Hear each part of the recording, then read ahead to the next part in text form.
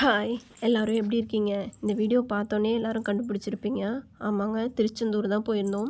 ஆனால் ரெண்டு வாரத்துக்கு முன்னாடி, அதாவது சஷ்டி முடிஞ்சு அதுக்கு அடுத்த வாரத்தில் கிருத்திகை வந்தது இல்லைங்களா, அன்னைக்கு தான் போயிருந்தோம்.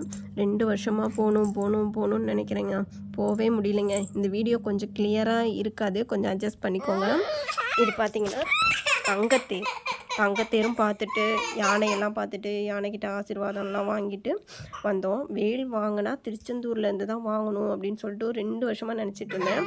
திருச்செந்தூர்லேருந்து நல்லபடியாக இந்த 3 வேலுமே அங்கேருந்து தான் வாங்கிட்டு வந்தேன். வேலு, சேவற்கொடி, இந்த வஜ்ரவேல் இந்த 3மே அங்கேருந்து தான் வாங்கிட்டு வந்திருந்தேன்.